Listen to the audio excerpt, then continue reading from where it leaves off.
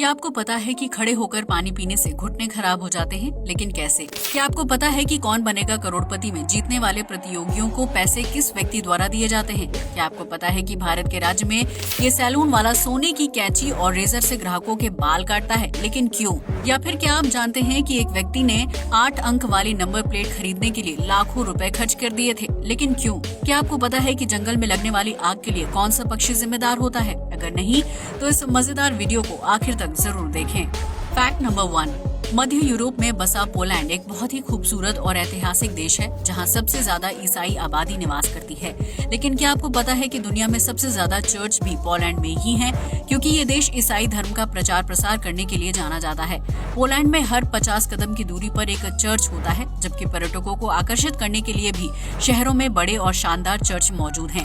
अगर गूगल पर पोलैंड के चर्च की तलाश की जाए तो उसकी तस्वीर बहुत ही अजीब होगी, क्योंकि इस देश में चर्च की संख्या इतनी ज्यादा है कि गूगल भी उसकी साफ सुथरी तस्वीर नहीं दिखा सकता है। हालांकि इसका एक फायदा ये भी है कि पर्यटकों को पोलैंड में चर्च के लिए गूगल करने की जरूरत नहीं है, क्योंकि यहाँ घर से ज्यादा चर्च हैं और सड़क किनारे चलते चलते आप किसी न किसी चर्च तक जरूर पहुँच जाएंगे। फैक्ट नंबर 2, फेस्टिवल सीजन आते ही ई कॉमर्स वेबसाइट पर सेल शुरू हो जाती है, जिसमें ग्राहकों को एक से बढ़कर एक सस्ती और अमेजिंग डील दी जाती है। ऐसे में अगर आपको लगता है कि मेगा सेल के दौरान फ्लिपकार्ट जैसी ई कॉमर्स कंपनियां प्रोडक्ट्स को सस्ते दामों में बेचकर नुकसान झेलती होंगी, तो आप बिल्कुल गलत हैं। दरअसल फेस्टिवल सेल के दौरान ई कॉमर्स कंपनियों को बहुत ज्यादा फायदा होता है, क्योंकि वो दाम कम करने का दावा करके प्रोडक्ट्स की बिक्री करती हैं। यानी आम दिनों में जिस प्रोडक्ट का प्राइस 2000 रुपए होगा, सेल के दौरान उसकी कीमत 2500 कर दी जाती है, जबकि ग्राहकों को ये दिखाया जाता है कि कंपनी 3000 का प्रोडक्ट 2500 में बेच रही है। इस तरह कंपनी की बिक्री बढ़ जाती है और उन्हें मेगा सेल के दौरान बहुत ज्यादा मुनाफा होता है। इतना ही नहीं, आईफोन जैसे बड़े प्रोडक्ट्स पर भी ई कॉमर्स कंपनी की खूब कमाई होती है। जहां नॉर्मल दिनों में फ्लिपकार्ट रोजाना 100 आईफोन की सेल करता है, जबकि मेगा सेल के दौरान रोजाना 2 लाख से ज्यादा आईफोन की बिक्री होती है। इस बात से आप अंदाजा लगा सकते हैं कि फ्लिपकार्ट को मेगा सेल के दौरान कितनी ज्यादा कमाई होती होगी, जिसके बारे में बहुत ही कम लोगों को जानकारी है। ऐसे में अगर आप भी मेगा सेल के इंतजार में लंबी शॉपिंग लिस्ट तैयार करते हैं, तो किसी भी प्रोडक्ट को लेने से पहले दूसरी वेबसाइट्स पर उसकी कीमत जरूर चेक कर लें।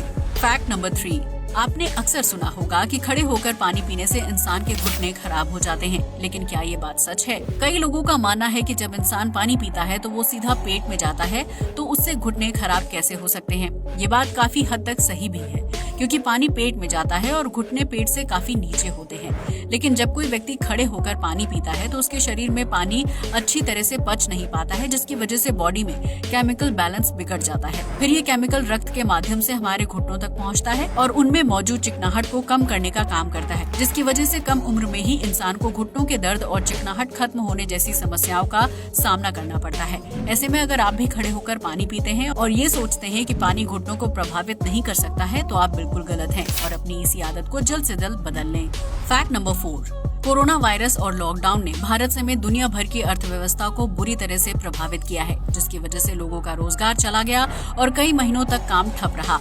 उन्हीं में से एक है सैलून यानी नाई का काम, जो लॉकडाउन खुलने के बाद भी काफी समय तक पूरी तरह से बंद था। ऐसे में जब महाराष्ट्र सरकार द्वारा सैलून खोलने की इजाजत दी गई, तो पुणे के कोल्हापुर में एक नाई ने गोल्ड से बनी कैंची से ग्राहकों के बाल काटना शुरू कर दिया। रामभाव संघपाल ने 3 महीने तक सैलून खुलने की खुशी में और ग्राहकों को अपनी दुकान की तरफ आकर्षित करने के लिए गोल्ड से बनी चीजों का इस्तेमाल करके बाल काटने और दाढ़ी बनाने का काम शुरू कर दिया। उनके इस कारनामे से वो रातों रात कोल्हापुर में मशहूर हो गए, जिसके परिणाम स्वरूप पुणे के अलग अलग जगहों से लोग उनके पास गोल्ड की कैंची से बाल कटवाने के लिए आते हैं। आपको बता दें कि रामभाव के पास एक 8 तोले का रेजर भी है, जिसमें लगी गोल्ड की ब्लेड से वो ग्राहकों की दाढ़ी बनाते हैं। रामभाव ने अपनी बचत के पैसों से गोल्ड से बनी कैंची और रेजर खरीदा था, ताकि वो अलग अंदाज में ग्राहकों को सर्विस दे सके और उनकी अच्छी कमाई भी हो जाए। फैक्ट नंबर 5, गर्मी के मौसम में बढ़ते तापमान की वजह से सूखी घास में आग लगाना बहुत ही सामान्य है, जो इस हद तक फैल जाती है कि जंगल के जंगल आग की लपटों की चपेट में आने से जलकर खाक हो जाते हैं। लेकिन अगर हम आपसे कहें कि जंगल में लगने वाली भयानक आग को भड़काने के पीछे प्रकृति से ज्यादा एक पक्षी का हाथ होता है, तो क्या आप यकीन करेंगे? जी हाँ, आपने बिल्कुल सही सुना। जंगल में लगने वाली आग को कोई और नहीं बल्कि बाज हवा देते हैं। ये पक्षी ऐसा इसलिए करता है ताकि इसे अपना पेट भरने के लिए पर्याप्त मात्रा में शिकार मिल सके। दरअसल जब जंगल के किसी एक कोने में आग लगी होती है तो बाज उस आग में जल रही लकड़ी के छोटे टुकड़े को अपने पंजों की मदद से उठा लेता है और उसे जंगल के दूसरे हिस्सों में सूखी घास या पेड़ पौधों के ऊपर फेंक देता है। ऐसा करने से जंगल के उस एरिया में भयानक आग लग जाती है और वहाँ छिपकर रहने वाले जीव जंतु अपनी जान बचाने के लिए इधर उधर भागने लगते हैं। ऐसे में बाज हवा में उड़ते हुए जमीन पर भाग रहे जीवों में से अपने शिकार की तलाश करता है और फिर उसके ऊपर हमला करके उसे अपने पंजों में दबोचकर जंगल से दूर ले जाता है। इस तरह जंगल में आग लगाने से बाज को उसका मनपसंद भोजन मिल जाता है, जिसे वो जंगल के किसी शांत और ऊंचे पेड़ पर बैठकर खाता है। आपको बता दें कि ये सिर्फ एक अकेला बाज नहीं करता है, बल्कि कई बाज मिलकर जंगल में आग लगाने के काम को अंजाम देते हैं ताकि उन्हें भूख से तड़पकर अपनी जान गंवानी न पड़े। Fact number 6। ये तो हम सभी जानते हैं कि भारत में जनसंख्या कितनी ज्यादा है, जिसमें से शहरों में बड़ी आबादी निवास करती है। इतना ही नहीं, शहरों में रहने वाले ज्यादातर लोगों के पास कार भी होती है, जिसकी वजह से सड़क पर जाम लगना बहुत ही सामान्य है। ऐसे में ट्रैफिक सिग्नल पर हॉर्न के शोर की वजह से ध्वनि प्रदूषण बहुत ज्यादा होता है, जिसका सीधा असर इंसान के दिल, दिमाग और कानों पर पड़ता है। ऐसे में समस्या से राहत दिलाने के लिए भारत के ट्रांसपोर्ट मिनिस्टर नितिन गडकरी ने एक अनोखा उपाय खोजा है, जिसके तहत लोगों को उनकी गाड़ियों में लगे हॉर्न को किसी म्यूजिक इंस्ट्रूमेंट से रिप्लेस करना होगा। जी हाँ, आपने बिल्कुल सही सुना। ये म्यूजिक इंस्ट्रूमेंट गिटार, पियानो, बांसुरी या तबला कुछ भी हो सकता है। इनकी आवाज बहुत ही धीमी और मधुर होगी, जिसकी वजह से सड़कों पर हॉर्न की वजह से फैलने वाला ध्वनि प्रदूषण तो कम होगा ही, साथ ही में ट्रैफिक जाम में फंसे लोगों का मनोरंजन भी हो जाएगा। हालांकि अभी ये आइडिया पन्नों पर ही है, लेकिन अगर ऐसा कानून सच में बन जाता है तो भारत की सड़कों पर रोजाना कई गानों की धुन तैयार होने लगेगी। Fact number 7। हम सभी के घर पर रसोई में एलपीजी सिलेंडर का इस्तेमाल किया जाता है, जिसमें से एक अजीब सी गंध आती है। इसी गंध की मदद से ये पता चलता है कि गैस लीक हो रही है और बड़ी दुर्घटना को रोका जा सकता है। लेकिन क्या आपको पता है कि सिलेंडर से गैस लीक होने पर जो गंध आती है वो एलपीजी की नहीं होती है? जी हाँ, आपने बिल्कुल सही सुना। असल में एलपीजी में कोई गंध ही नहीं होती है। ऐसे में उसके लीक होने पर बदबू आना नामुमकिन है।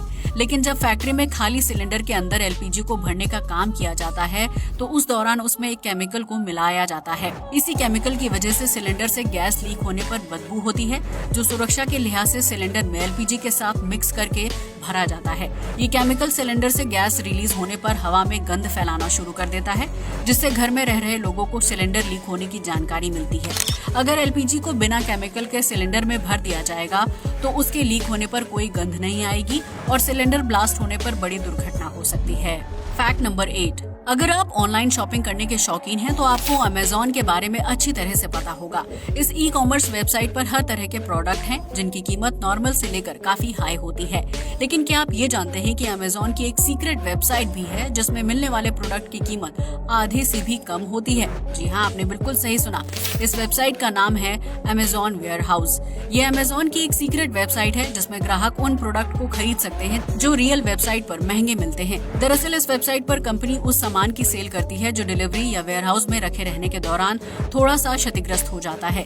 हालांकि इससे प्रोडक्ट की परफॉर्मेंस पर कोई असर नहीं पड़ता है, लेकिन उस प्रोडक्ट को बाजार में खुलेआम बेचने पर अमेज़न की मार्केट वैल्यू कम हो सकती है।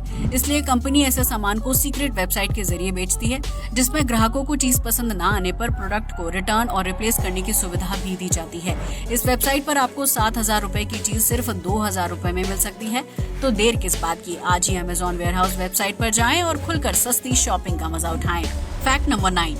दुनिया भर में रहने वाले लोगों का अपना कोई न कोई फेवरेट नंबर होता है जिसे वो अपने लिए लकी समझते हैं। लेकिन चीन में रहने वाले एक शख्स ने अपना लकी नंबर हासिल करने के लिए अपनी सारी जमा पूंजी खर्च कर दी। दरअसल चीन में 8 नंबर को बहुत ही लकी माना जाता है, क्योंकि वहाँ के लोगों का मानना है कि 8 नंबर अच्छी किस्मत और अमीर होने का प्रतीक है।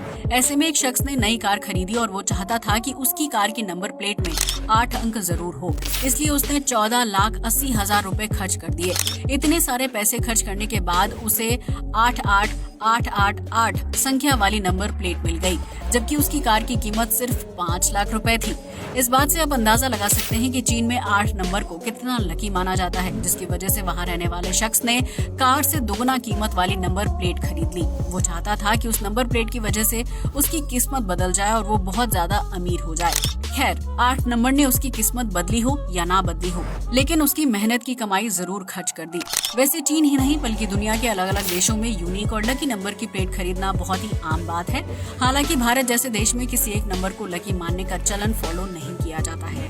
फैक्ट नंबर 10, सोनी टीवी पर प्रसारित होने वाला प्रोग्राम कौन बनेगा करोड़पति भारतीयों को बहुत ज्यादा पसंद है, जिसके विजेता अपनी बुद्धिमानी और ज्ञान के दम पर लाख से करोड़ रुपए जीतते हैं। लेकिन क्या आपने कभी सोचा है कि केबीसी के विजेताओं को पैसा कौन देता है? जाहिर सी बात है कि अमिताभ बच्चन तो नहीं देते होंगे। दरअसल इस प्रोग्राम में विजेता को पैसा सोनी टीवी पर आने वाले एड, विज्ञापन और स्पॉन्सर्स द्वारा दिए जाते हैं, जिसकी वजह से किसी एक व्यक्ति पर पैसे देने का भार नहीं होता है। केबीसी को इतने लोग देखते हैं कि उसे अच्छे खासे स्पॉन्सर और विज्ञापन मिल जाते हैं, जिससे सोनी टीवी की कमाई भी हो जाती है और विजेताओं द्वारा जीती जाने वाली रकम भी निकल आती है। लेकिन केबीसी में 1 करोड़ की रकम जीतने वाले किसी भी प्रतियोगी को पूरे पैसे नहीं दिए जाते हैं, क्योंकि उन्हें सरकारी नियमों के तहत जीत का 30% हिस्सा टैक्स के रूप में जमा करना होता है। ये नियम सिर्फ केबीसी के विजेताओं पर ही लागू नहीं होता है, बल्कि आम लॉटरी में भी 1 करोड़ से ज्यादा धनराशि जीतने पर विजेता को सरकार को 30% टैक्स का भुगतान करना पड़ता है।